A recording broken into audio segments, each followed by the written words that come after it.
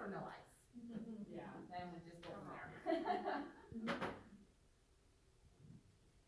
Okay, so true versus false labor. This is on your guys' study guide. So true labor, our regular contractions, they become stronger and closer together. Walking can increase the contraction intensity, and the contractions continue despite of comfort measures. So again, cervical changes are present. So if that patient's in true labor, so if you have a patient that comes in, she's, a centimeter dilated, she says she's contracting every 3 minutes at home, and we're like, you're in the early stages, you're 1 centimeter, how about go walking for a couple hours, we'll recheck your cervix again in 2 hours. And then she comes back, and now she's 3 centimeters, now we know she's in true labor because she's making what? Cervical changes. And then again, we want to fill a presenting part of the fetus engaged in the pelvis. So it should be a head, especially if we're going to have a vaginal delivery. If you cannot fill a presenting part, then get the provider in there, because we're going to have to ultrasound and make sure maybe the baby's either very high up in the pelvis, or you may have a bruised baby.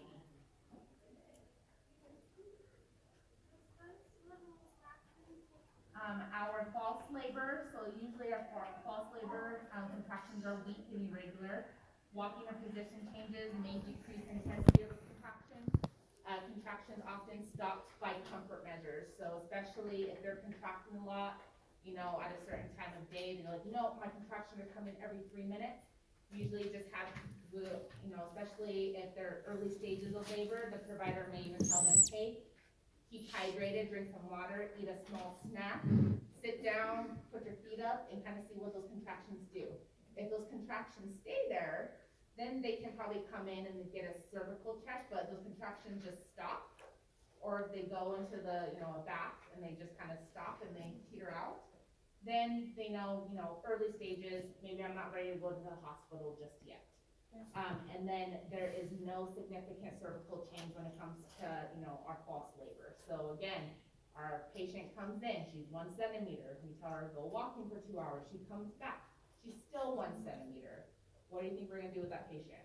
Send them home. Send them home, tell them to keep hydrated. They're probably in the early stages of labor. We may see her again tonight, or maybe we'll see you in a week. And then just kind of go over things to look for. So if they're having decreased fetal movement, if they think their water broke, they need to come back in so they can get checked out.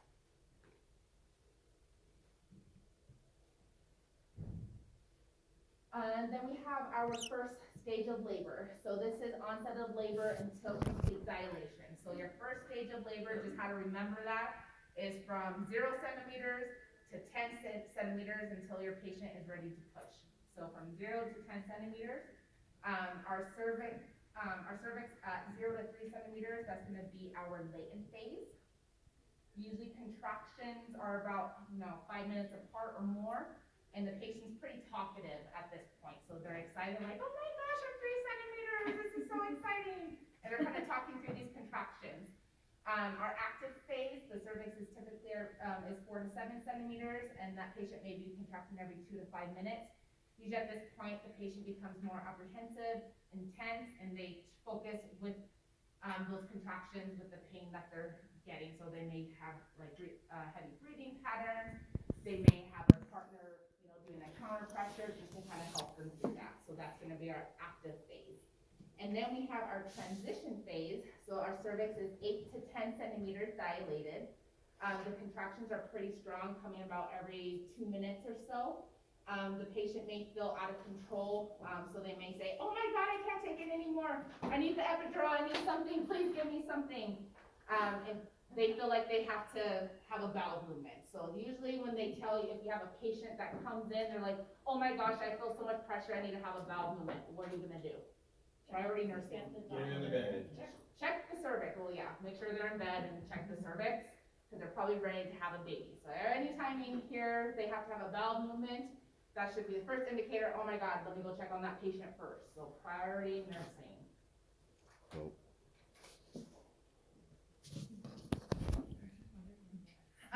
During our first stage of labor, again, that lymph maneuver, what position is that baby in? We're gonna perform vaginal examinations as indicated, to see what progress that patient's making. If we need to start some medication to get the, labor going, we're gonna go ahead and do so. We're gonna assess any possible rupture of membrane, so if you have a patient that has to leak, we're gonna go ahead and test and see if there's amniotic fluid.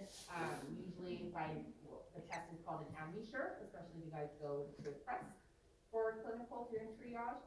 So they'll just stick a swab in the vagina, we keep it in there for about 10 seconds, we send it down to the lab, and it lets us know if it's amniotic fluid.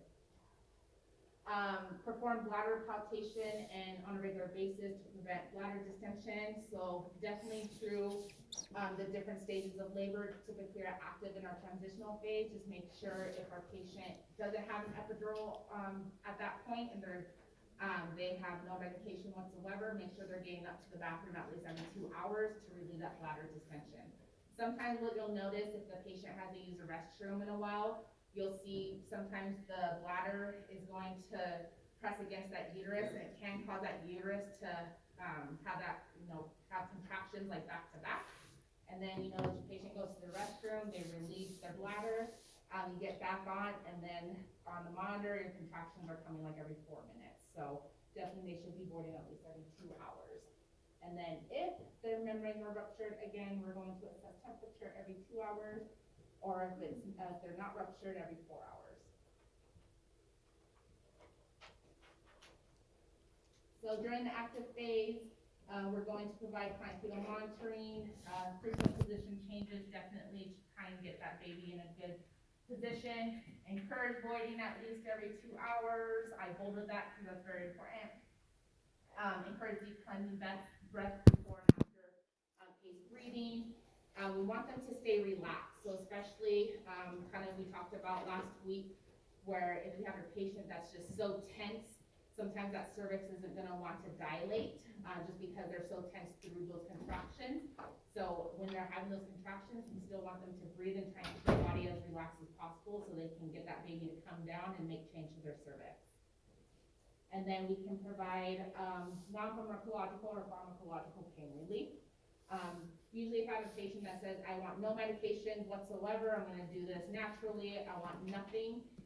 Usually I'm not going to go in there every hour and say, what's your pain on a scale from 0 to 10? I'm usually just going to tell them, hey, I know you're in pain, but you just tell me what you need me to do and when you need pain medication. And then I usually just, that's part of my admission through when the patients come into the hospital. So especially I discuss what pain management